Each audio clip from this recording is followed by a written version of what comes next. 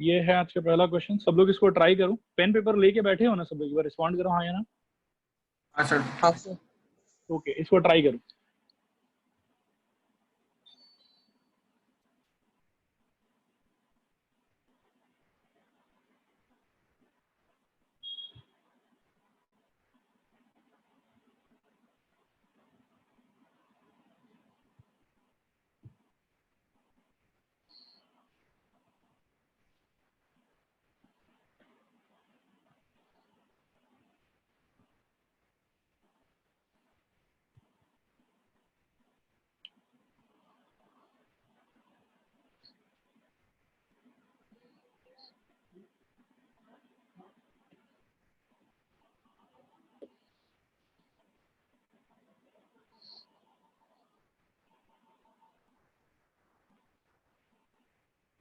किसी के आंसर आए तो रिस्पॉन्ड करना।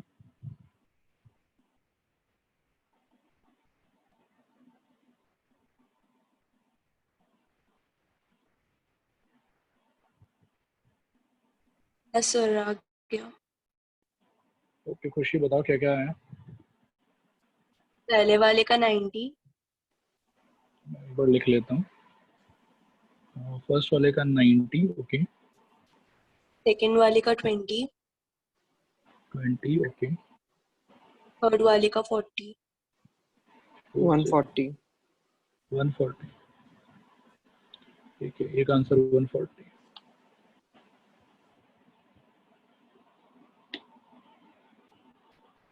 बाकी लोग भी आंसर। हाँ सर सॉरी, वो 140 है। ओके खुशी।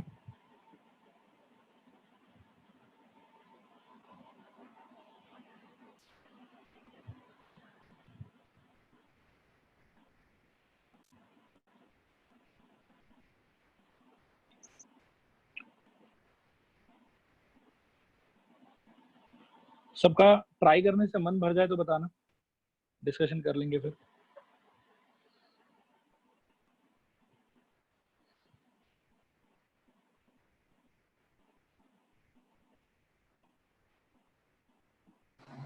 सर जो लिखा है वही आंसर है, सही है।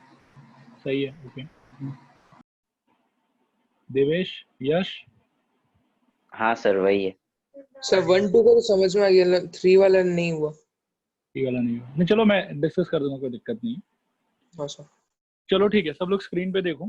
सबसे पहले मेरे को ये बता कि ये जो 200 है, इसको मेरे को ए यूनियन भी लेना चाहिए कि क्या लेना चाहिए? यूनिवर्सल। ठीक है, मैं एक बार पहले लिख लेता हूँ solution. Let capital A equal to set of people exposed to C1 and B is equal to set of people exposed to C2। अब मेरे को जितना गिवन इंफॉर्मेशन है, आप लोग फटाफट उसको अरेंज करने में हेल्प करो। सबसे पहले ये बताओ कि ये जो 200 है, इसको क्या लेना चाहिए मेरे को? कार्डिनल यू के कार्डिनल ए? यूनिवर्सल। Universal, okay. तो यूनिवर्सल हो गया हम लोग के 200। Very good. कार्डिनल ए बताओ अगर है अवेलेबल तो। 120। 120। 120। कार्डिनल बी बताओ। 50। 50। और कार्डिनल ए इंटरसेक्शन बी भी है क्या? हाँ सर। हाँ सर। कितना कितना है? 30। 30। ओके। अब 1 का तो मतलब शायद ये है कि केमिकल C1 को एक्सपोज होना है, केमिकल C2 को एक्सपोज नहीं होना है। तो 1 को क्या हम लोग ऐसे सोच सकते हैं कि ओनली C1 का बात चल रहा है? बोलो हाँ या ना। स्टूडेंट्स रिस्पॉन्ड करो एक बार। हाँ सर। हाँ सर। ओके। और ओनली C1 अगर बेटा कैलकुलेट करना है हम लोग को, तो क्या ऐसे कर सकते हैं कि only C1 is equal to cardinal A minus cardinal A intersection B. ये लास्ट क्लास एक्सप्लेन किया था, बोलो हाँ या ना। हाँ सर। तो ये कितना हो जाएगा? 120 minus 30 which is equal to 90। फिर रोमन नंबर 2 में है बेटा ओनली C2। आप थोड़ा ध्यान से सोचोगे तो सेम ही लैंग्वेज है इसका भी, रोमन नंबर 2 का। स्टूडेंट्स एक बार रिस्पॉन्ड करो, आ रहा है समझ कि नहीं आ रहा समझ? हाँ सर। हाँ सर। ओके, तो ओनली C2 का मीनिंग हो जाएगा बेटा cardinal B minus cardinal A intersection B, which is equal to आएगा 50 minus 30 which is equal to आएगा 20। रिस्पॉन्ड करो, आया समझ के नहीं आया समझ? हाँ सर। ओके, हाँ सर। और बेटा ये थर्ड नंबर में देखो कि केमिकल C1 और केमिकल C2, तो इसका मतलब बेटा होगा cardinality of A union B। ऐसा मैंने लास्ट क्लास में आप लोगों को समझाया था कि वर्बल डिस्क्रिप्शन में अगर A और B लिखा हुआ हो तो उसका मतलब होता है कि हम लोग को सेट थ्योरी में क्या सोचना चाहिए, A यूनियन B। तो this is equal to open up होगा बेटा cardinal A plus cardinal B minus cardinal A intersection E। ठीक है, तो दिस इज इक्वल टू हो जाएगा, ध्यान से सुनना, 120 प्लस 50 माइनस 30। तो सॉल्व करने पे ये अपने को दे देगा 140। देखो ये आया सबको समझ में कि नहीं आया समझ में? आया सर। ओके, तो सब लोग इसका स्क्रीनशॉट ले लो फटाफट।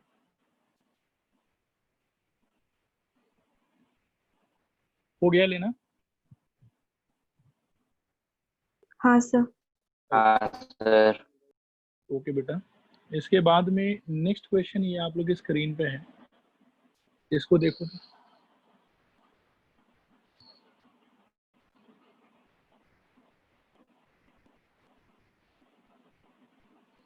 साइज थोड़ा ज्यादा छोटा हो गया है। एक सेकंड रुक जाओ, मैं दोबारा इसको ला देता हूँ इसको।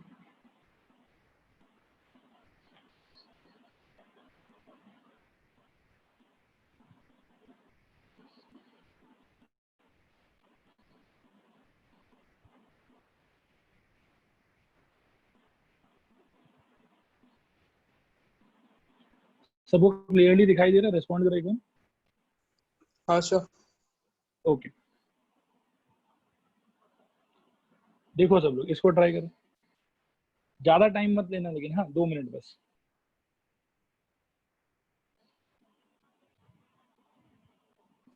नहीं सर। दिखाई नहीं दे रहा मतलब? नहीं, गलत है, गलत है। ओके ओके ओके, डेटा गलत बता रहा हूँ, मेरे को लगा पता नहीं दिखाई नहीं दे रहा है। हाँ सब लोग ट्राई करो थोड़ा भाई। सर गलत है। ओके, 2 आदमी बोल रहा है गलत है। गलत है। गलत है सर। गलत है? क्या गलत लग रहा है? मतलब आज का दिन गलत है इसीलिए ये डेटा गलत है, या मैथमेटिकली कोई कंडीशन को नहीं सेटिस्फाई कर रही? ए यूनियन सर बी 500 से 100 ज्यादा है। Owned both A and B cars होगा। अच्छा, 100 owned both A and B cars होगा तो ये करेक्ट हो जाएगा ऐसा? लगता है तो ऐसा। अच्छा, ए यूनियन बी 550 आ रहा है, हाँ यूनिवर्सल से ज्यादा। करेक्ट। मेरा भी वही हुआ। बाकी लोग बताओ, डिस्कस करें इसको। हाँ सर। देखो बेटा, एक बात तो पक्का है कि टोटल आदमी कितना इन्वेस्टिगेट हुआ, 500 आदमी इन्वेस्टिगेट हुआ। ठीक है, तो इसको मैक्स टू मैक्स हम लोग क्या कर सकते हैं, इसको हम लोग यूनिवर्सल सेट मान सकते हैं एक बार के लिए कि चलो 500 आदमी हो जाएगा। ठीक है, लेकिन ऐसा है कि आप एक चीज हमेशा याद रखना कि cardinality of A union B जो है वो हमेशा यूनिवर्सल सेट से या तो छोटा रहेगा, ये ज्यादा से ज्यादा ऐसा हो सकता है कि यूनिवर्सल सेट के बराबर हो जाए। अगर सपोज करो कि, मतलब मैं एक सिचुएशन बताता हूँ कि आउट ऑफ 500, मतलब ये क्वेश्चन पे इग्नोर कर दो एक बार, आप ऐसा सोचो कि 500 आदमी को इन्वेस्टिगेट किया, जिसमें से कुछ लोग को टी पसंद है और कुछ लोग को कॉफी पसंद है। अब अगर मैं कह दूं कि हर एक बंदे को जिसको मैंने इन्वेस्टिगेट किया उसको टी या कॉफी में से कम एक चीज पसंद आएगा ही आएगा। ठीक है, तो उस सिचुएशन में cardinality of U and cardinality of A union B ये दोनों बराबर होगा और ये होगा 500 के बराबर। ये बात समझ में आता है कि नहीं समझ में आता है? रिस्पॉन्ड करो एक बार। हाँ सर। ओके, और अगर मैं ऐसा बोलता हूँ कि 500 आदमी को मैंने इन्वेस्टिगेट किया, कुछ लोग को टी पसंद आता है और कुछ लोग को कॉफी पसंद आता है, लेकिन मैं साथ में ये स्टेटमेंट अटैच नहीं करूंगा कि जितना लोगों को मैंने इन्वेस्टिगेट किया सबको कुछ ना कुछ पक्का पसंद आएगा ही आएगा।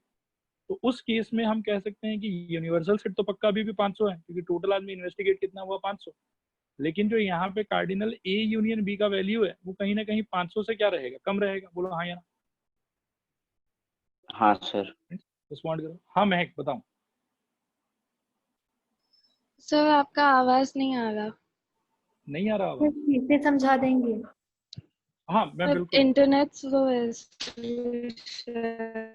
ओके ओके ओके, जिन लोगों का इंटरनेट स्लो है आप लोग वापस से वही टेंशन मतलब वीडियोस मिल जाएगा आप लोगों को, ठीक है। बस कोशिश करो अपने साइड से कि जितना तक क्लास अटेंड कर सको वहां तक कर लो, क्योंकि लाइव रहने से आप अपना डाउट पूछ पाओगे, वीडियो में तो डाउट पूछना पॉसिबल नहीं होगा आपके लिए, ठीक है। मैं एक बार और ये पूरा बात एक्सप्लेन करता हूँ, देखना सुनना ध्यान से और समझना इस चीज को। मैं सपोज करो कि ऐसा अगर आपको बोलूं कि मैंने 500 आदमी का इन्वेस्टिगेशन किया, 500 आदमी से मैं गया, उन लोगों से मैंने बात किया और मैंने पूछा कि आपको चाय पसंद है या कॉफी पसंद है। दे रिस्पॉन्डेड। फिर मेरे पास में एक डेटा क्रिएट हुआ कि कितने लोगों को चाय पसंद है, कितने लोगों को कॉफी पसंद है। अब पहले सिचुएशन में आई एम सेइंग कि मैं 2 स्टेटमेंट बोलूंगा कि मैंने 500 आदमी को इन्वेस्टिगेट किया और साथ में मैंने पाया कि हर आदमी को चाय या कॉफी में से कुछ ना कुछ पक्का पसंद है ही है। Every person likes at least one of them. तो उस केस में बेटा क्या होगा कि कार्डिनलिटी ऑफ यूनिवर्सल सेट और cardinality of A union B ये दोनों बराबर होगा। और ये किसके बराबर होगा? ये 500 के बराबर होगा। देखो ये बात आया समझ के नहीं आया समझ? रिस्पॉन्ड करो एक बार। हाँ सर। दूसरे केस में आई विल से कि मैंने वापस 500 आदमी को इन्वेस्टिगेट किया इस बार, लेकिन मेरे को सब आदमी ने ऐसा नहीं बोला कि सबको चाहिए कॉफी में से एक चीज पसंद है ही है। तो इस बार का स्टेटमेंट सुनो, मैं क्या बोलूंगा। I investigated 500 person, some of them liked tea, some of them liked coffee. बस स्टेटमेंट खत्म। तो यहाँ पे इट इज वेरी क्लियर कि यूनिवर्सल सेट तो अभी भी 500 होगा, लेकिन जो ए यूनियन बी का सेट होगा कैन वी से कि वो 500 से थोड़ा कम होगा। बोलो हाँ यहाँ। क्योंकि ऐसा तो स्टेटमेंट नहीं बोला ना मैंने कि सबको कुछ ना कुछ पक्का पसंद होगा ही होगा। रिस्पॉन्ड करो हाँ या ना। हाँ सर। हाँ सर। तो इसीलिए अच्छा, इन सारे को रैप अप करते हुए अब मैं एक सिचुएशन आप लोगों को थोड़ा सा वेन डायग्राम से और भी एक्सप्लेन करता हूँ, वहां से और अच्छा फीलिंग आएगा आप लोग, ठीक है। सपोज करो कि ये कोई रेक्टेंगल जैसा मैं बना लेता हूँ। इस रेक्टेंगल के अंदर में बेटा 2 गोला है, ए और बी। तो एक बात पक्का है ना कि ए और बी जो है वो यूनिवर्सल सेट का पार्ट है, लेकिन उससे छोटा है। बोलो हाँ या ना। हाँ सर। हाँ सर। मैक्सिमम से मैक्सिमम क्या हो सकता है? मैक्सिमम से मैक्सिमम ये हो सकता है कि कोई एक ऐसा सिचुएशन हो जिसके अंदर, एक सेकंड रुकना, हाँ,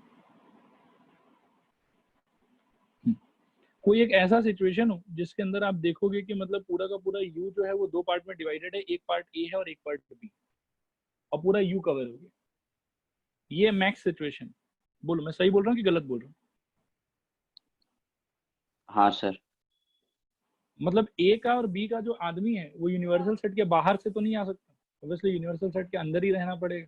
तो पहले सिचुएशन में आप देख सकते हो कि cardinality of universal set will be equal to cardinality of A plus cardinality of B. या ऐसा कहो कि this will be equal to cardinality of A union B. देखो आ रहा है समझ के नहीं आ रहा है समझ? हाँ सर। और सेकेंड वाले में बेटा हम क्या कह सकते हैं कि cardinality of A union B जो है वो पक्का कार्डिनलिटी ऑफ यू से क्या होगा? छोटा होगा। बोलो हाँ या ना। हाँ सर। तो कुल मिला के कंडीशन ये हुआ कि कभी भी जब हम कंपेयर करेंगे कार्डिनलिटी ऑफ यूनिवर्सल सेट को और cardinality of A union B को, तो ए यूनियन बी का जो कार्डिनलिटी है वो हमेशा यूनिवर्सल से या तो छोटा होगा या फिर यूनिवर्सल के बराबर होगा। बोलो आया समझ के नहीं आया समझ? हाँ सर। हाँ सर। तो यही वाला लॉजिक बेटा कहीं ना कहीं हम लोग को यहाँ पे यूज करना है कि it is a very well known fact कि cardinality of A union B is always either less than cardinality of U or equal to cardinality of U, but cardinality of A union B can never be greater than cardinality of U. This is a fact, this must be remembered. इसको मैं box करके छोड़ देता हूँ यहाँ पे। अब इस क्वेश्चन में cardinality of U is equal to 500 और given information के हिसाब से अगर मैं A union B find करूँ तो it will be like cardinality of A plus cardinality of B minus cardinality of A intersection B. This is equal to 400 plus 200 minus 50. So this is equal to 550. तो ये क्या है कि standard result का contradiction है। Therefore यहाँ पे हम लोग को मिल रहा है कि cardinality of A union B is greater than cardinality of U, which is not possible. ऐसे भी हम जानते हैं कि भैया यू जो है वो सबसे बड़ा सेट होता है एक सिचुएशन में, जितना भी मान लो कि एलिमेंट्स होगा सबको इंक्लूड करके ही यू को बनाया जाता है, तो यू से बड़ा ए यूनियन भी कभी भी नहीं हो सकता। Therefore the given information is wrong. Respond करो, आया समझ कि नहीं आया समझ? हाँ सर। हाँ सर। हाँ सर। हाँ sir. Okay okay all right बेटा। तो इसके बाद में ये एक नया रिजल्ट है। पिछले क्लास हम लोगों ने पढ़ा था cardinality of A union B का दो रिजल्ट। अगर मान लो कि दोनों का दोनों डिसजॉइंट है तो it is simply cardinality of A plus cardinality of B, और अगर वो लोग इंटरसेक्टिंग है तो it is cardinality of A plus cardinality of B minus cardinality of A intersection B. आज हम पढ़ेंगे बेटा कि तीन लोगों का अगर हम लोग को यूनियन लेना हो तो उससे कैसे डील किया जाएगा, ये उसका क्या फॉर्मूला होगा। तो ये जो आपके स्क्रीन पे लिखा हुआ है this is actually the result. Okay, मैं इसको दोबारा लिख देता हूँ एक बार आप लोगों के लिए, थोड़ा फीलिंग आ जाएगा आप लोगों को। तो कोशिश करूंगा कि एक ही लाइन में लिखूं, बहुत लंबा है लेकिन।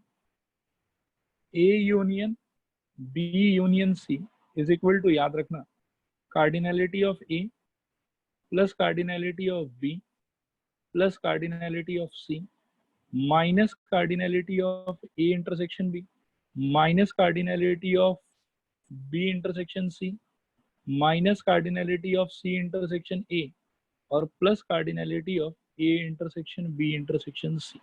ठीक है, ये है रिजल्ट। एक बार सब लोग इसको, मैं 30 सेकंड रुक रहा हूँ, अच्छे से पढ़ लो।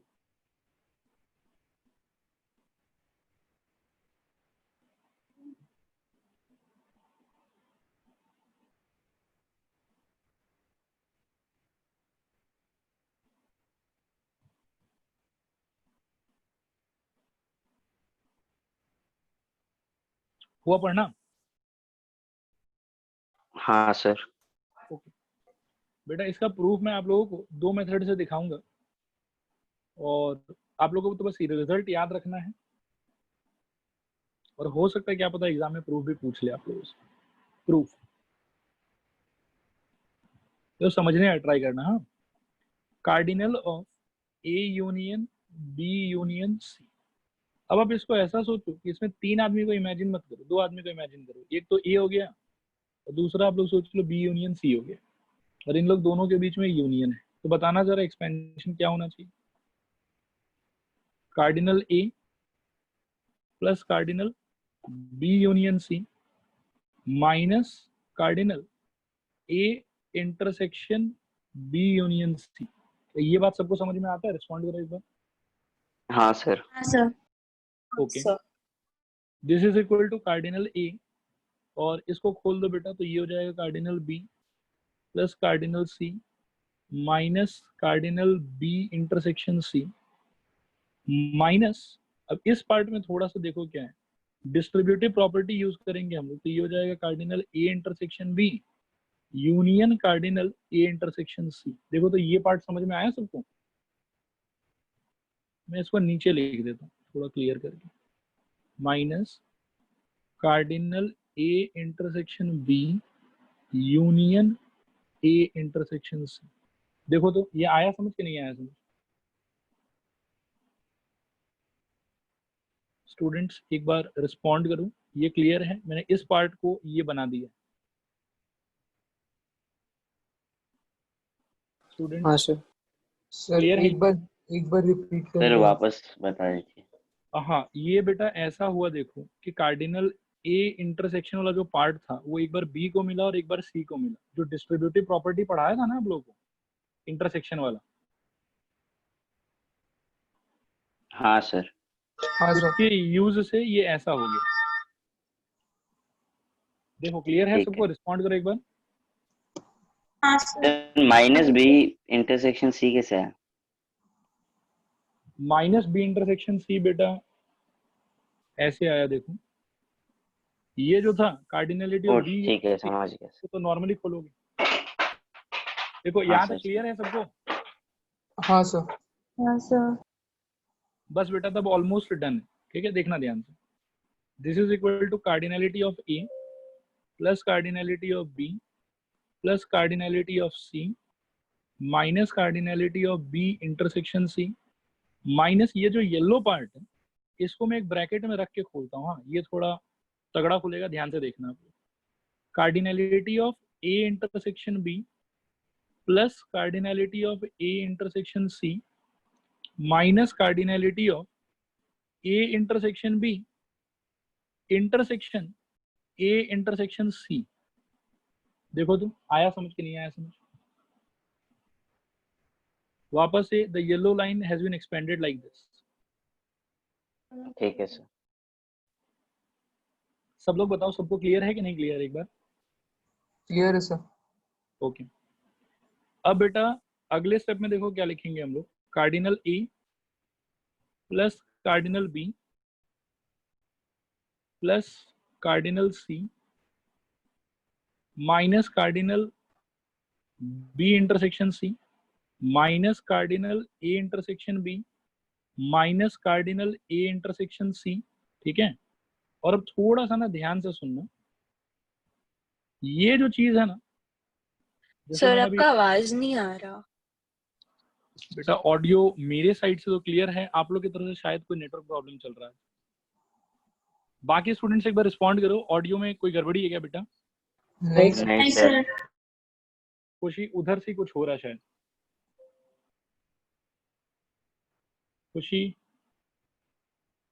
ठीक है, खुशी का लाइन डिस्टर्ब है। अच्छा, बाकी लोग देखो एक बार स्क्रीन पे, जो मैंने पिंक वाला पार्ट मार्क किया, मतलब येलो के ऊपर ओवर रूल करके एक पिंक पार्ट मैंने मार्क किया, दिखाई दे रहा है सबको वो वाला? हाँ सर। हाँ सर। ओके, उसको मैं ना ऐसा लिखना चाहता हूँ। एक तो आप देखो कि ये वाला माइनस मैं दिखा देता हूँ, ये बाहर वाला माइनस और ये अंदर वाला माइनस, माइनस माइनस मिला के बेटा क्या हो जाएगा? प्लस। प्लस। तो एक तो आएगा यहाँ पे प्लस, और दूसरा उसका मतलब होगा cardinality of A intersection B intersection C. देखो तो मानते हो क्या? हाँ सर। बाकी लोग रिस्पॉन्ड करूं। पिंक वाले पार्ट का मतलब A intersection B intersection C होगा, ऐसा समझ में आ रहा है आप लोगों को? स्टूडेंट्स थोड़ा सा जल्दी रिस्पॉन्ड करो। हाँ सर। हाँ सर। ओके, तो अब आप देखो कि आ गया जो रिजल्ट हम लोग को चाहिए था। आप मैच कर सकते हो। देखो ये प्रूफ आया सबको समझ में कि नहीं आया समझ में? आया सर। आ गया सर। ओके, पक्का आ गया ना? एक बार और बोलो। हाँ सर। हाँ सर। ओके, ऑल राइट, आगे बढ़ते हैं बेटा यहाँ से। अब ध्यान से सुनना।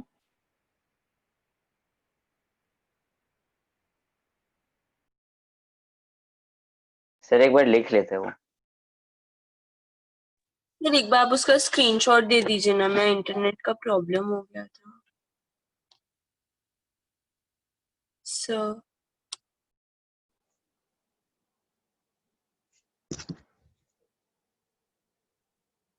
फिर ऑडियो नहीं आ रहा आपका।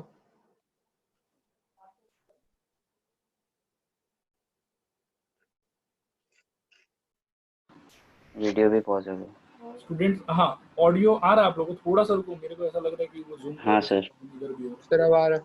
नहीं कोई बात नहीं बेटा, 2 मिनट रुक जाओ, मैं वापस से उसको स्क्रीन को ठीक करता हूँ। आज आप लोग के कोई बाकी स्कूल वगैरह क्लास में प्रॉब्लम आया था क्या? आज बाकी नेटवर्क हो ट्यूशन गया से लोग सुबह से। बाकी ट्यूशन कैंसिल हो गया था आज? नेटवर्क की हाँ वजह से। सर।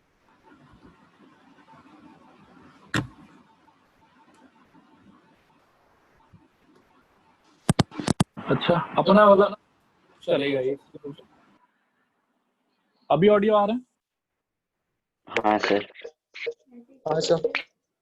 मैं इसको एक्सप्लेन करने का ट्राई करता हूँ। और वापस से वही बात कि अगर किसी के अटक रहा है टेंशन मत लो, अपन रिकॉर्डिंग पे रखे हैं इसको, मिल जाएगा रिकॉर्ड। सर क्लियर नहीं आ रहा। अब है, एक बार मैं कंटिन्यू करता हूँ। एक्चुअली आपके साइड से कोई इशू है शायद, अब मेरे साइड से लाइन क्लियर है, बाकी लोग को आ रहा है सब कुछ। ठीक है, अब है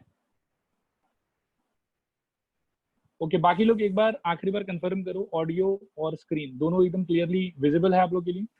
हाँ सर। Okay, alright. अब ध्यान से सुनो, जो मैं एक्सप्लेनेशन देने वाला हूँ, मेथड 2। ठीक है, सपोज करो बेटा ये एक सेट है, सपोज करो ये एक सेट है और सपोज करो ये एक सेट, ठीक है। लेट अस से कि ये वाले सेट का नाम ए है, ये वाले सेट का नाम बी है, ये वाले सेट का नाम सी, ठीक है। और मैं क्या करता हूँ कि मैं इनको और भी कुछ कुछ मतलब जो स्पेशल रीजन है, मतलब ये वाला देखना, जो ये रीजन है ना सिर्फ ए वाला जिसको मैंने पिंक से मार्क किया है, इसमें देखो बी का कोई पार्ट इंक्लूडेड नहीं। सपोज करो कि इसको हम लोग कहते हैं स्मॉल ए, ठीक है। सिमिलरली इसको मान लो small B, small C, small D, small ई, स्मॉल एफ और स्मॉल जी। ये जितना भी मैंने मार्क वर्क किया कि ये क्लियरली दिखाई दे रहा है सबको? रिस्पॉन्ड करो एक बार, हाँ या ना? हाँ सर। ओके। अब बेटा ध्यान से सुनना जो मैं कहने जा रहा हूँ, तो आप लोग को ये वाला प्रूफ भी बहुत अच्छे से फील भी आएगा इसका, और ये आप लोग को समझ में भी आएगा। बस एकदम ध्यान से सुनना जो मैं कह रहा हूँ। सबसे पहले तो ये बताओ बेटा, cardinality of A union B union C का मतलब यहाँ पे क्या होगा? यही होगा ना, A plus B plus C plus D plus E plus F plus G. बोलो तो हाँ या ना? हाँ हाँ सर। सर। ये सबको एक एक बार काउंट कर लो, यही इसका लॉजिक होना चाहिए, हाँ। ठीक है। अच्छा, अब ध्यान से सुनना आगे। अब इसमें हम क्या कर सकते हैं बेटा, सपोज करो कि मेरे को इसको लिखना है, cardinal of A union B union C, ये लिखना है मेरे को। और मेरे को मालूम है कि उसका जो मतलब है वो मतलब देखो ये वाला है कि A plus B plus C plus D plus E plus F plus G होना चाहिए, ये मतलब है उसका। ये भी मेरे को क्लियर है। अब इसको लिखने के लिए हम लोग को क्या करना है वो देखो स्क्रीन पे ध्यान से।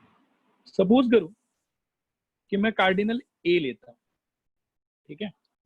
अब है बताओ, अब है कोई क्वेरी है बेटा?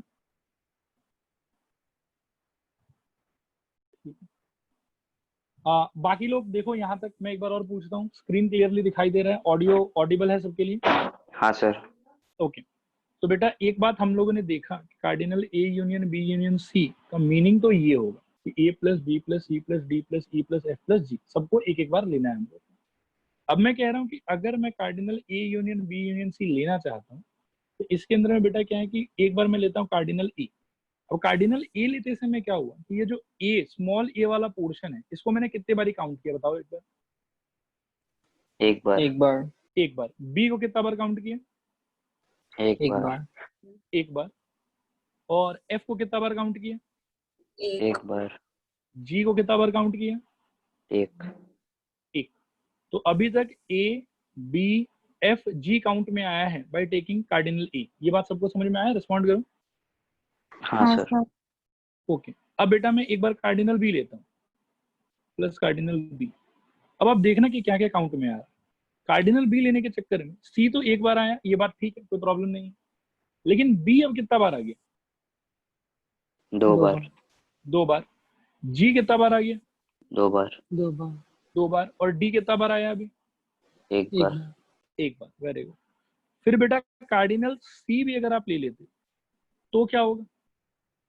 ई एक बार, डी अब दो बार हो गया, एफ दो बार हो गया क्योंकि पहले एक बार वो ए में काउंट हो चुका था, और जो जी है वो इन टोटल कितना बार हो गया?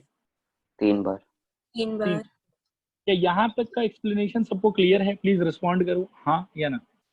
हाँ सर। हाँ सर। लेकिन बेटा सारे एलिमेंट को हम लोग को कितने कितने बार काउंट करना था? एक बार। एक एक बार। तो अब हम क्या करेंगे, देखो हम एक एक करके सब्ट्रैक्शन शुरू करें। मैं सबसे पहले करूंगा cardinality of A intersection B को सब्ट्रैक्ट करूंगा। ये करने से क्या हुआ देखो, ये करने से हमने एक बार बी माइनस कर दिया और एक बार जी माइनस कर दिया, ठीक है। तो बी टोटल में कितना बार काउंट हो गया था? दो बार। एक बार ए में काउंट हुआ था और एक बार बी में काउंट हुआ था। बोलो हाँ या ना। हाँ सर। और ये करने से अब बी कितना बार बचा? एक बार। हाँ। तो ठीक है, बी बैलेंस हो गया। और जी एक्चुअली कितना बार आ गया था? तीन बार। जी इसमें भी आया था, इसमें भी आया था, इसमें भी आया था। सब्ट्रैक्शन एक बार कर देने से जी का अब जी कितने बार बचा हुआ है? दो बार। रिस्पॉन्ड करो, आ रहा है समझ कि नहीं आ रहा है समझ? हाँ सर। ओके। इसके बाद बेटा minus cardinal B intersection C. अब ऐसा करने से क्या होगा वो समझो ध्यान से। ऐसा करने से क्या होगा बेटा, बी इंटरसेक्शन सी आपने हटाया, मतलब आपने डी हटाया और जी हटाया, तो डी भी आपके 2 बार काउंटिंग में आ गया था, अब एक बार सब्ट्रैक्ट हो गया तो एक बार बचेगा। जी आपकी एक बार ऑलरेडी सब्ट्रैक्ट हो चुका था, एक बार और सब्ट्रैक्ट हुआ, तो अब जी कितने बार बचा, एक बार बचा। बोलो हाँ या ना। हाँ। हाँ। ओके। अब बेटा एक बार और हम लोग अगर करते हैं cardinality of A intersection C को माइनस, ठीक है। अब सोच कि अब ए इंटरसेक्शन सी को एक बार और माइनस कर दिया, मतलब एक बार एफ माइनस कर दिया और एक बार और क्या माइनस कर दिया, जी माइनस कर दिया। एफ कितने बार आया था, 2 बार आया था, हाँ सर। तो एक बार माइनस हो गया, अब तो बैलेंस हो गया वो, ठीक है। और जी के साथ में क्या हुआ कि जी बेचारा 3 बार सब्ट्रैक्ट हो गया, आया भी 3 बार था वो और सब्ट्रैक्ट भी 3 बार हो गया, तब अल्टीमेटली जी काउंट ही नहीं हो रहा। तो जी को काउंट करने के लिए एक बार हम लोग को लगाना पड़ेगा इसमें क्या, plus cardinality intersection B A intersection B intersection C. देखो आया समझ के नहीं आया समझ। हाँ सर। हाँ सर। हाँ सर। इसको इस तरीके से भी एक्सप्लेन किया जा सकता है, ठीक है। क्लियर हुआ सबको। सर ये आप जो प्रूफ कराया था अभी उसका ये एग्जांपल है? नहीं बेटा, मतलब ये इसी प्रूफ को, एक तो ये एल्जेब्रिक है जो मैंने मेथड 1 कराया। इस मेथड 1 के अंदर में क्या है कि अगर एग्जाम में आपके आता है कि prove that cardinal A union B union C, ये लंबा वाला एक्सप्रेशन, तो उस टाइम पे तो आपको ये जो अभी स्क्रीन पे है ये वाला प्रूफ उसको देना पड़ेगा। और खुद के समझने के लिए, खुद के अंडरस्टैंडिंग के लिए हम उस चीज को इस सेकंड तरीके से भी सोच सकते हैं, जो तरीका मैंने अभी समझाया।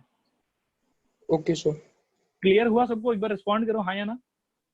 फिर हाँ आता है सर। क्या, क्या बोल रहे हो बेटा। ऐसा प्रूफ आता है क्या? ये ऊपर वाला प्रूफ बेटा एनसीईआरटी में एज ए एग्जांपल दिया हुआ है, ठीक है, मिसलेनियस के जस्ट पहले, शायद ये पता नहीं लास्ट एक्सरसाइज के पहले, तो ये आ सकता है। और ये जो सेकंड वाला मैंने आपको बताया, ये प्रूफ ऐसे नहीं आएगा, ये जस्ट आपको खुद ही सोचने में हेल्प करेगा। बहुत सारे हाँ। क्वेश्चंस में अगर आपके पास में ऐसा ट्रेनिंग रहेगा इस तरीके से सोचने का, तो आप काफी कंफर्टेबली उसको कर पाओगे। हाँ हाँ सर। क्लियर है सबको, एक बार रिस्पॉन्ड करो हाँ या ना। हाँ सर। हाँ सर। ओके ऑलराइट बेटा। अब देखो एग्जाम्पल नंबर 10 लिया है मैंने आपके स्क्रीन पे, ठीक है। मैं इसके लिए आप लोग को वापस से 3 मिनट देता हूँ, मेरे घड़ी में 6:39 हो रहा है, मैं 6:42 तक वेट करूंगा, पहले आप लोग ट्राई करें। और कोई भी स्टूडेंट 6:42 के पहले आंसर मत बताना, तो उससे बाकी लोग थोड़ा डिस्ट्रैक्ट हो जाते हैं। 42 पे अपन आंसर डिस्कस करेंगे इसका।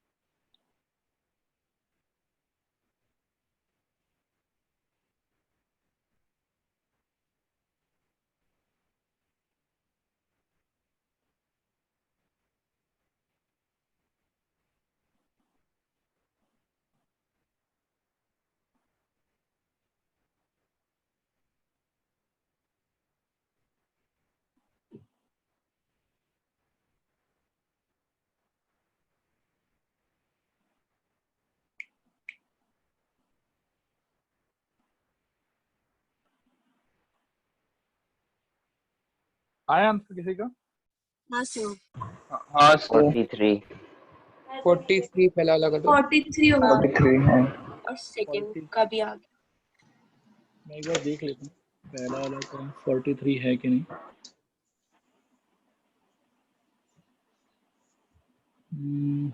हाँ 43 इज द करेक्ट आंसर। और दूसरा वाला का आया है क्या 10 खुशी? 21 सर 10 आएगा 10 इज द करेक्ट आंसर अगर किसी का आया है तो। किसका आया? सुरभि बेटा आपके आया क्या? हाँ सर ओके 10 इज द हाँ करेक्ट सर आंसर। 10। 10 ओके। चलो इसको डिस्कस करते हैं। इसको सॉल्व करने का बेटा मैं आप लोग को दो मेथड दिखाऊंगा, ठीक है? और दोनों ही मेथड को आप लोग समझने का और सीखने का ट्राई करना, क्योंकि एग्जाम में कौन सा काम आएगा कह नहीं सकते। सबसे पहले तो देखो एक नॉर्मल मेथड। नॉर्मल मेथड में हम सारे इंफॉर्मेशन को प्रोसेस करते हैं कि ठीक है ए बी सी को डायरेक्टली सेट मान लेते हैं। तो बच्चों बताओ मेरे को कि कार्डिनल ए कितना दिया हुआ आप लोग? 21 21। थोड़ा जल्दी जल्दी बताना। हाँ कार्डिनल बी कितना दिया हुआ? 26 cardinal C? 29 okay. Cardinal A intersection B? 14 14। Cardinal B intersection C? 15 15। Cardinal C intersection A? 12 12। और cardinal A intersection B intersection C? 8 8। अब एक बात बताओ कि सारे स्टूडेंट को ये इन्फॉर्मेशन प्रोसेस करने में तो प्रॉब्लम नहीं हुआ ना? ये क्लियर है सब? एक बार रिस्पॉन्ड करो हाँ या ना। हाँ सर हाँ सर हाँ सर ओके। इसके बाद बेटा जैसे ये नंबर 1 पूछा हुआ है आपसे, तो नंबर 1 का मीनिंग है ऑब्वियसली कि फाइंड करो cardinal A union B union C क्या हो, ठीक है? तो अब cardinal A union B union C अगर लगाना चाहते हो, cardinal A union B union C, तो वही cardinal A plus cardinal B plus cardinal C minus cardinal A intersection B minus cardinal B intersection C minus cardinal C intersection A और plus cardinal A intersection B intersection C. ये करना होगा। तो values already लिखा हुआ है screen पे, बिठा देते हैं बस। 21 plus 26 plus 29 minus 14 minus 15 minus 12 और प्लस 8। ये सॉल्व करने पे मोस्ट प्रोबेबली 43 आएगा। रिस्पॉन्ड करो, आया समझ कि नहीं आया समझ? हाँ सर हाँ सर ओके बेटा। अब इसका जो रोमन नंबर 2 है उसको मेथड 1 से अगर मैं सॉल्व करना चाहूँ तो पहले आपको समझना पड़ेगा कि इस डायग्राम के अंदर में सी ओनली का क्या मतलब होता है। कोई बता सकता है मेरे को कौन सा लेटर सी ओनली को रिप्रेजेंट कर रहा है? E E. Very good.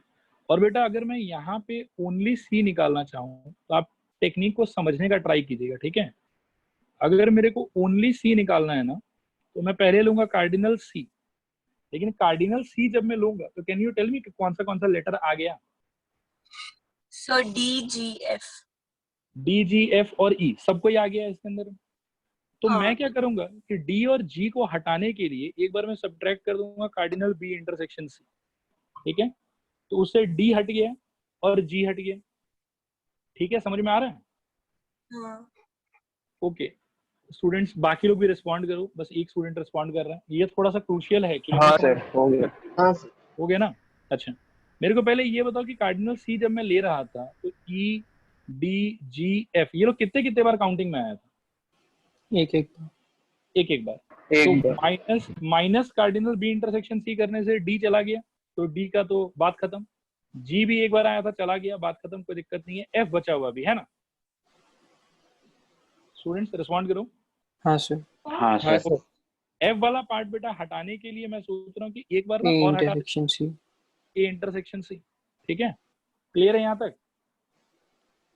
Yes sir अब लेकिन एक ना गलती हो गया हम लोग से ये करते समय। क्या गलती जी हुआ? 2 बार चला गया जी 2 बार जी चला 2 बार चला गया। गया। तो जी अगर 2 बार चला गया बेटा तो एक बार ले लो आप G plus cardinal A intersection B intersection C. ये लास्ट वाला स्टेटमेंट सब लोग रिस्पॉन्ड करो, आया समझ के नहीं आया समझ?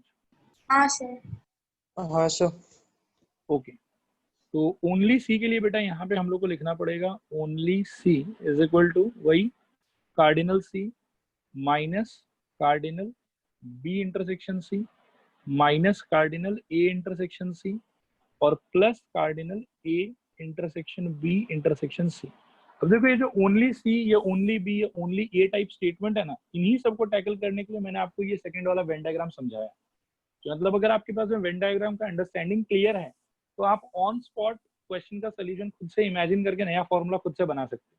ठीक है, ऐसे फॉर्मूला याद करने जाओगे तो कितना फॉर्मूला याद रखोगे, बहुत सारा फॉर्मूला हो जाएगा। आप लोग को अप्रोच क्लियर हुआ कि नहीं क्लियर हुआ, रिस्पॉन्ड करो एक बार। हुआ हाँ सर। हो गया सर। ओके ऑलराइट बेटा, तो फिर यहाँ पे वैल्यूज पुट करते हैं, देखते हैं कि 10 आता है कि नहीं आता अपने अंडरस्टैंडिंग से। यहाँ पे बेटा अगर पुट करोगे तो क्या आएगा, देखो सी का वैल्यू दिया हुआ है 29, बी इंटरसेक्शन सी का वैल्यू दिया हुआ है 15, ए इंटरसेक्शन बी का वैल्यू दिया हुआ है 14 और इसका वैल्यू दिया हुआ है 8। देखो तुम क्लियर है यहाँ तक, रिस्पॉन्ड करो एक बार हाँ या ना। हाँ सर। हाँ सर। ओके अब बताओ इसका कैलकुलेशन कितना आएगा, यहाँ तो 8 ही आ रहा है। सर ए और सी का 12 नहीं है क्या? हाँ सर 12 सर। 12 है। अच्छा मैंने वैल्यू गलत पुट कर दिया, ठीक है। कार्डिनल ए इंटरसेक्शन सी का वैल्यू 14 नहीं होगा 12 होगा, मैंने ए इंटरसेक्शन बी पुट कर दिया, ठीक है 12। तो आ गया यहाँ से फिर तो 8 मतलब 8 + 2 10। देखो आया समझ कि नहीं आया समझ बच्चों? आया सर। ओके हाँ, थोड़ा आया पूरा आया बेटा? आ गया सर, पूरा आ गया। ओके ऑलराइट, तो इसी चीज को करने का बच्चों मैं आप लोगों को एक अप्रोच और दिखाऊंगा। ये सेकंड अप्रोच को भी थोड़ा ध्यान से देख लेना। काफी सारे क्वेश्चंस में आप देखोगे कि ये सेकंड अप्रोच ज्यादा अप्रोप्रिएट है, ठीक है, फर्स्ट अप्रोच इतना ज्यादा सूटेबल नहीं होता। ये सेकंड अप्रोच में दिखाने जा रहा हूँ आपको, और जो सेकंड अप्रोच में आपको दिखा रहा हूँ बेटा, इसको जनरली हम लोग 3 वाले में ही यूज करेंगे, 2 वाले में कभी भी यूज नहीं करेंगे, ठीक है। वेन डायग्राम अप्रोच कहते हैं इसको, ध्यान से देखना।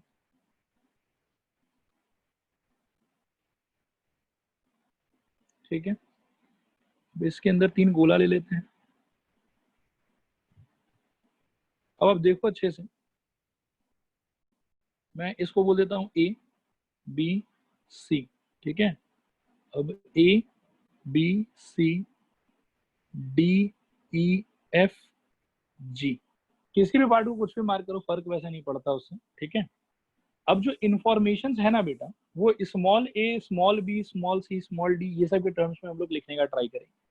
और फर्स्ट वाले का हम लोग को पता है कि फर्स्ट वाले का आंसर क्या होना चाहिए, इसका आंसर होना चाहिए a + b + c + d + e + f + g। Second वाले का आंसर क्या होना चाहिए, तो सेकेंड वाले का आंसर होना चाहिए g। देखो आया समझ डायग्राम के हिसाब से कि नहीं आया समझ? हाँ सर। हाँ Okay. सर। अब बेटा जो गिवन इंफॉर्मेशन है उसको हम लोग थोड़ा सा प्रोसेस करने का ट्राई करते हैं और small A B C D के टर्म्स में उसको लिखने का ट्राई करते हैं, ठीक है। तो फर्स्ट ये जो 21 है, आप लोग बता सकते हो कि क्या होना चाहिए इसका meaning? a + A + B + D + C। d + e, इसका वैल्यू होगा बेटा मेरे हिसाब से 21। देखो तो आया सबको समझ में कि नहीं आया समझ में? हाँ सर। ओके बेटा आप लोग फिर अब 26 को इंटरप्रेट करके बताओ क्या होना चाहिए। b + c + e + f = 26। Respond करो हाँ कि ना। हाँ। हाँ सर। 29 में ईमानदारी से ट्राई करो, बताओ। E d + + e E + f + g = 29। देखो आया समझ नहीं आया समझ हाँ। बच्चों? ओके 14 का बताओ बेटा।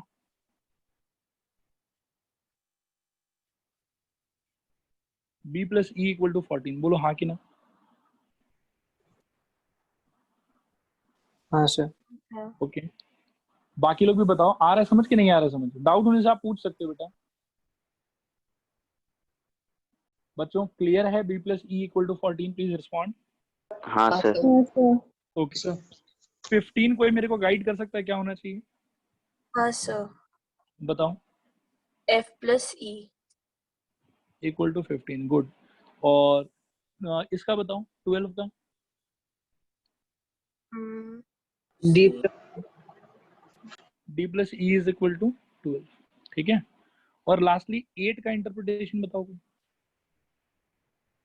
E। e = 8, देखो यहाँ तक ये जो भी इंफॉर्मेशन दिया हुआ था उसको स्मॉल लेटर्स के टर्म्स में मैंने जैसे लिखा, वो समझ में आया सब? एक बार रिस्पॉन्ड करो हाँ या ना। हाँ सर। हाँ सर। ओके, अब आप देखो बेटा क्या होगा कि हमको सारा स्मॉल लेटर का वैल्यू ढूंढना है, और that's very easy, not difficult, बहुत ही आराम से हम लोग ढूंढ लेंगे। आप लोग बस स्क्रीन पे देखते रहो। E इज इक्वल टू 8 आया बेटा, तो यहाँ से D इज इक्वल टू कितना हो जाएगा 4। यहाँ से F इज इक्वल टू कितना हो जाएगा 11, और यहाँ से B इज इक्वल टू कितना हो जाएगा 10। बोलो हाँ कि ना। हाँ सर। स्टूडेंट क्लियर है पक्का सबको? रिस्पॉन्ड करो। क्या हाँ किया? सर। E का वैल्यू डाल दिया बेटा सब में, और फिर 4 को उस साइड ले जाके माइनस कर दिया। हाँ हाँ। ठीक है, क्लियर है सबको? एक बार रिस्पॉन्ड करो प्लीज। हाँ ओके, ऑल राइट। अब बेटा पहले वाले इक्वेशन को देखो। पहले वाले में मेरे को ऐसा लग रहा है कि हम लोग को B का वैल्यू मालूम है, D का वैल्यू मालूम है। ध्यान से देखना, B मालूम है, सर D मालूम है, तो ई का वैल्यू E भी तो 8 है है। ना। E भी तो है। और E भी मालूम है। वही मैं कह रहा हूँ, B D E तीनों मालूम है। क्लियर है आप लोगों को? सर सर सर सर हाँ। नीचे गलत है। सर F11 नहीं होगा। BB अच्छा 6 होगा। 8, अच्छा, टेक्निकल एरर बेटा। और सर BB आपका गड़बड़ कर, हाँ अरे मैं 4 सोच लिया, पता नहीं 8 लिखा हुआ था, मैं 4 सोच के काम कर रहा था। ये तो 8 ही होगा। 8 माइनस करोगे तो D equal to 4, F equal to 7 और B इज इक्वल टू 6। अभी ठीक है? हाँ सर। एक्चुअली मैं यहाँ पे 4 इमेजिन करके काम कर रहा था, वो जल्दबाजी में गलती हो गई। ठीक है, यहाँ तक सब कुछ बताओ एक बार। स्टूडेंट्स रिस्पॉन्ड करो। हाँ सर। ओके, फर्स्ट वाले इक्वेशन में अब मैं कह रहा हूँ कि हम लोग को B मालूम है, D मालूम है, E मालूम है। ये बात आ रहा है समझ आप लोगों को कि नहीं आ रहा है समझ? आ रहे सर। ओके, तो B है 6, D है 4, E है 8, तो B plus D plus E 6 plus 4 plus 8 18 हो जाएगा। तो वहां से A का वैल्यू आएगा बेटा कितना 3।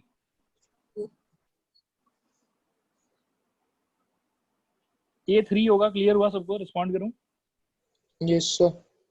ओके, सेकेंड वाले इक्वेशन के अंदर में नोटिस करना कि आपको मालूम क्या क्या। आपको B मालूम है शायद, फिर आपको F मालूम है, और आपको E मालूम है।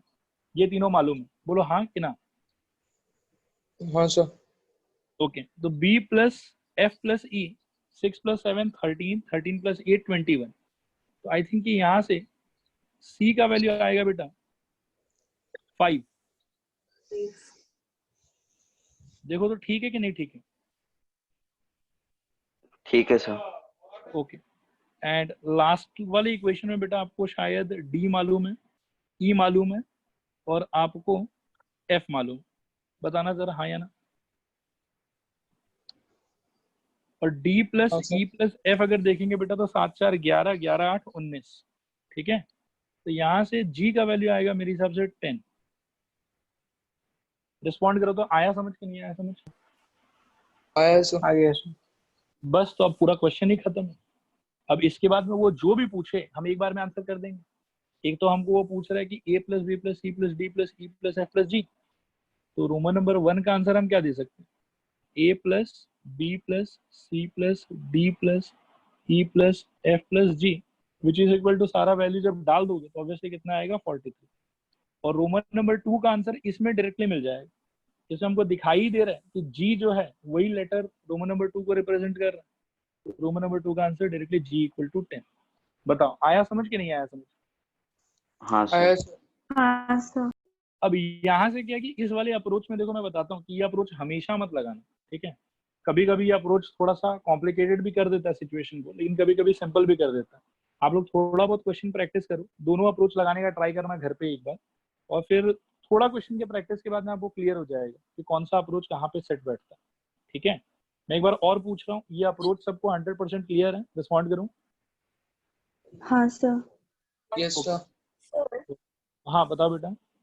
सर स्कूल ये सब में क्या हमेशा फॉर्मूला लगाना जरूरी नहीं है, कैसे भी कर सकता है? मतलब एक्चुअल में ये मेथड एनसीईआरटी में भी है मेंशन किया हुआ। ठीक है, तो इसीलिए यूज कर सकते हो इस वाले मेथड को भी, कोई प्रॉब्लम नहीं। ठीक है। अच्छा सब लोग स्क्रीनशॉट ले लो पहले इसका एक बार।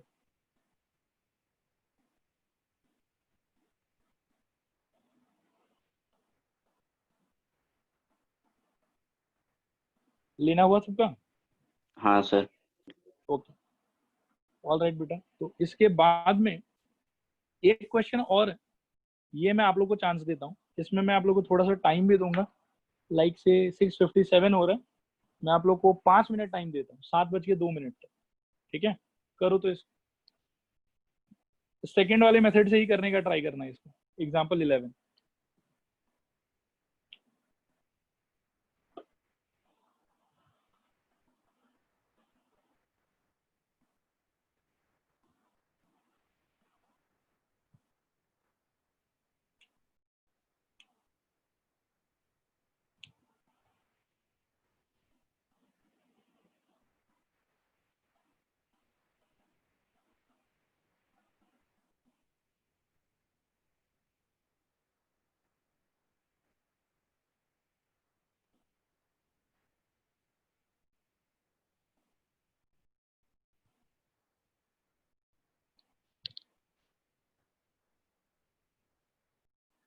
ओके देखो बेटा, अब डिस्कशन शुरू करते हैं इस क्वेश्चन का।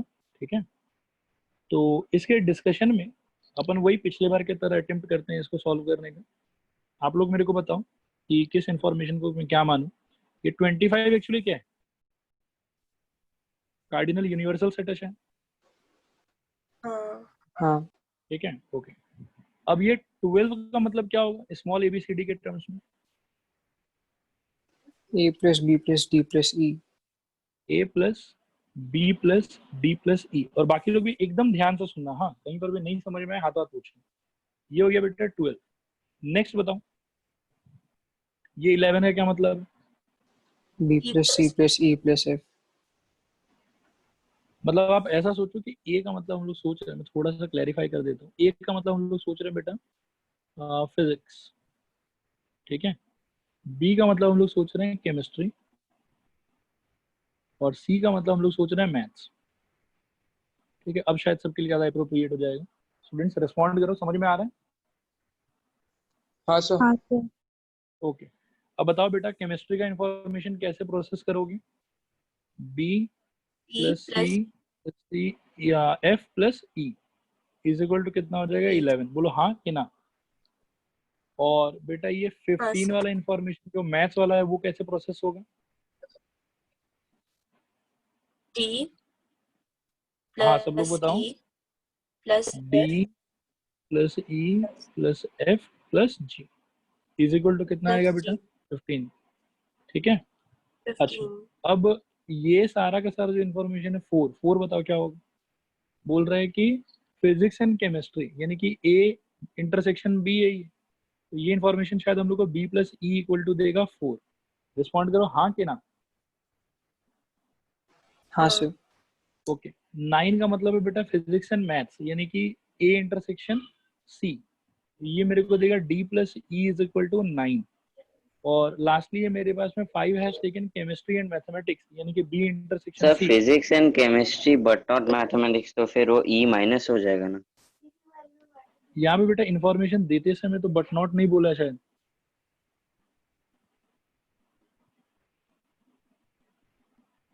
आप स्टेटमेंट पढ़ो, देखो क्या दिया हुआ है। इसमें यही बोला ना कि 4 have taken physics and chemistry, बस। देवेश हाँ सर। आया समझ कि नहीं आया समझ? बट नॉट मैथमेटिक्स को तो जब सॉल्व करेंगे तब का बात है। फिलहाल जो इन्फॉर्मेशन क्वेश्चन में दिया हुआ है मैं उसको प्रोसेस करने का ट्राई कर रहा हूँ।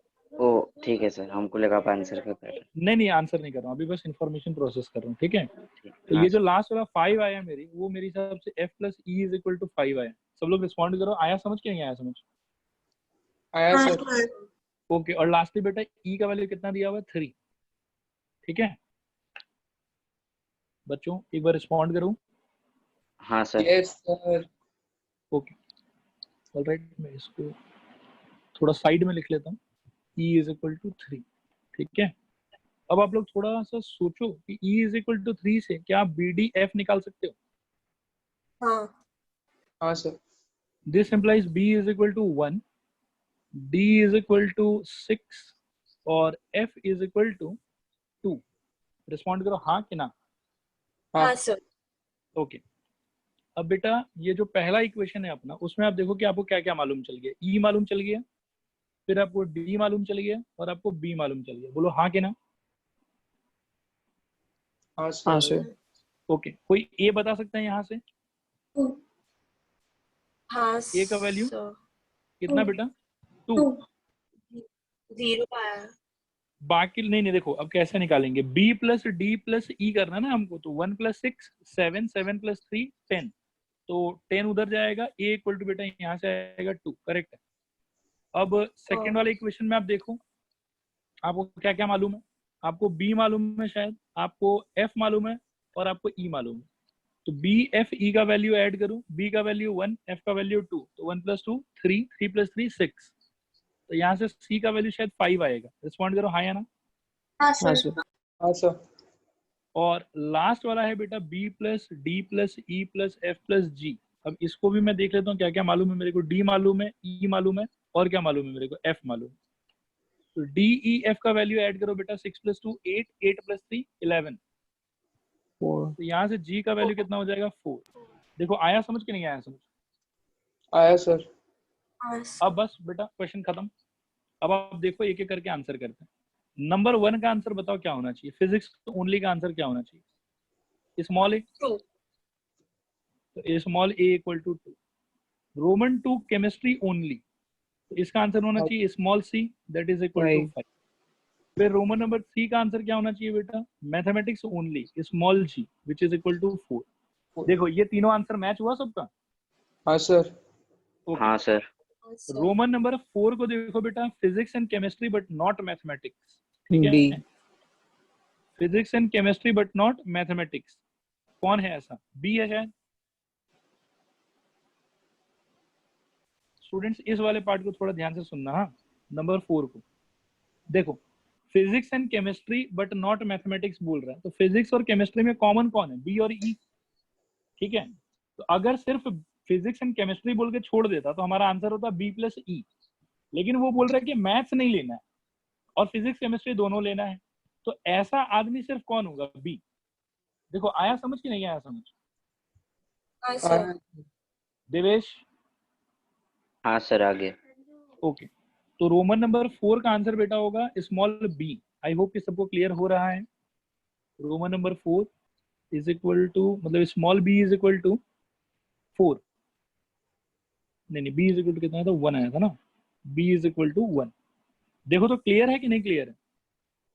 हाँ क्लियर है sir. Sir. Okay, Roman number 5 का कोई बता सकता है कौन सा लेटर उसका आंसर होगा? B. Physics and maths but not chemistry. ठीक है, डी होगा। और डी का बेटा कितना वैल्यू आया हम लोग के? 6। 6। ठीक है, फिर रोमन नंबर 6 का आंसर क्या होना चाहिए? Only one of the subjects. A plus C plus G. A plus C plus G, correct. देखो ए भी ऐसा आदमी है जिसने बस एक ही सब्जेक्ट ले रखा है फिजिक्स। सी भी ऐसा आदमी है जिसने एक ही सब्जेक्ट ले रखा है केमिस्ट्री। और जी भी ऐसा आदमी है जिसने एक ही सब्जेक्ट ले रखा है मैथ्स। तो अगर बोलता है कि सिर्फ एक सब्जेक्ट लेने वाला आदमी लोग का नंबर बताओ, तो answer will be A plus C plus G. क्या ये क्लियर हुआ सबको? रिस्पॉन्ड करो हाँ या ना। हाँ सर। हाँ सर। हाँ सर। ओके, तो बस ए का वैल्यू कितना आया था बेटा? 2, सी का वैल्यू कितना आया था? 5, और जी का वैल्यू कितना आया था? 4। तो 5 4 9 2 11, 11 आंसर होना चाहिए। क्या ये आंसर मैच हुआ सबका? रिस्पॉन्ड करो हाँ या ना। हाँ सर। हाँ हाँ सर। सर। ओके बेटा, रोमन नंबर 7 सारा अल्फाबेट। सारा। सारा, सबका सम कोई बताएगा कितना है? 23। 23।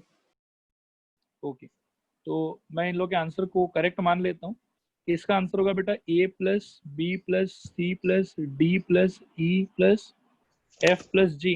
वैल्यू डालने के बाद में it will be 23। Roman number 8 का आंसर कोई बता सकता है? 2। 2।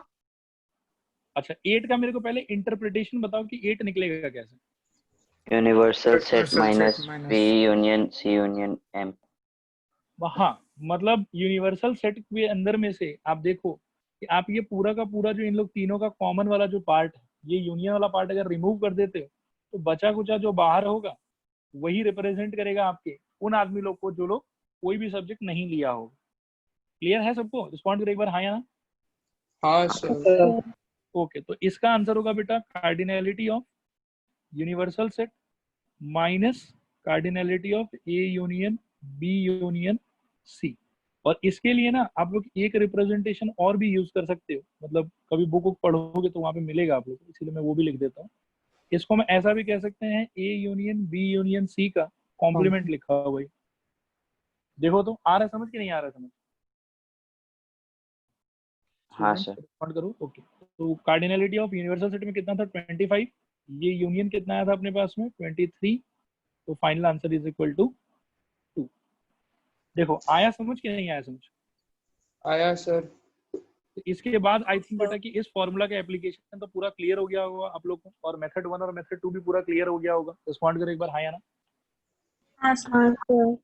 ओके, इसका स्क्रीनशॉट ले लो फटाफट।